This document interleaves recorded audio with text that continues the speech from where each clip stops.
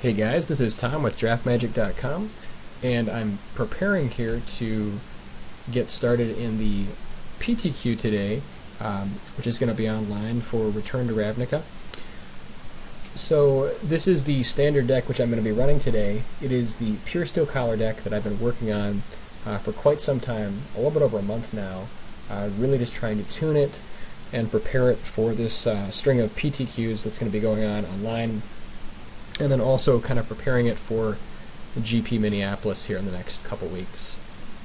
So one of the big things that I want to do right now is just talk a little bit about the deck, kind of the evolution of sort of where it came from, and then also kind of a little bit about how I'm hoping it's going to fare today. But so I had a chance to use this deck in a PTQ a couple weeks ago, ended up taking 4th place. Ended up losing to Delver in the semifinals, and at the time I kind of noticed a weakness that the deck had towards Geist of St. Traft. But first of all, kind of a little bit about the deck. I originally recognized the interaction between Mortar Pod, Avacyn's Collar, Puresteel Paladin, and then any number of humans. So kind of crafting this combo deck together, it's been a really fun journey. It's been really exciting sort of seeing how the deck operates, and it's very effective when it's able to get the combo off.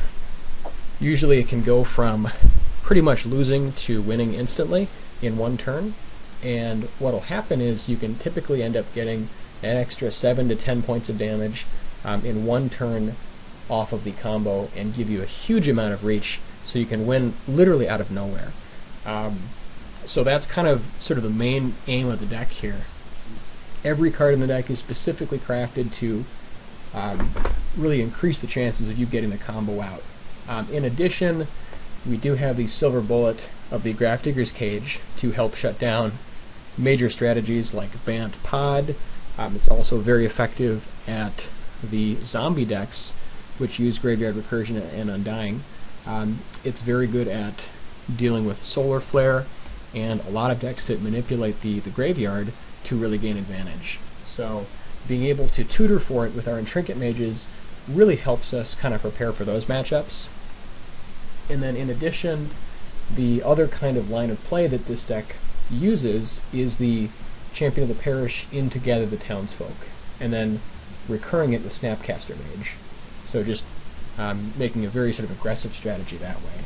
But as for the board, I gave the board a lot of thought, and has been constantly changing here over the past couple weeks, but kind of what I settled on is using a really strong board against both Delver Blade and Esper Delver, because I found that they were pretty much the hardest matchups that I've been running into, that even post-board in the past it has been a very difficult matchup, just because they have so much pressure, and I really didn't have the time necessary to really set up the combo.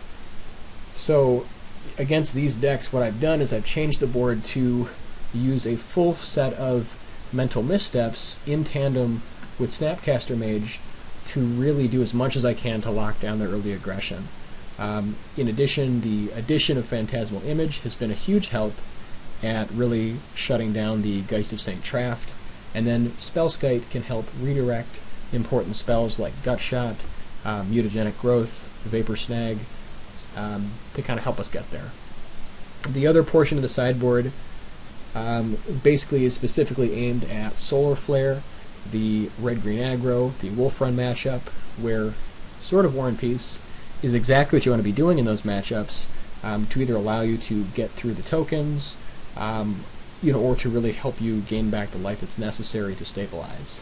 So the last part of the board is aimed at Drogskull Captain, Esper Delver, and then in addition having the additional tutor targets for Lifestaff to handle aggro matchups, and Hex Parasite, which is instrumental in dealing with Planeswalkers, and then also keeping Ratchet Bomb set at 0. So that's kind of how the deck operates, and I don't really have time to get into the board strategies for each matchup right now, just because the PTQ is going to be starting here in the next couple minutes. But we're going to be doing video casting the full PTQ today, and hopefully we'll do well, but very excited, and we'll see you for the first match.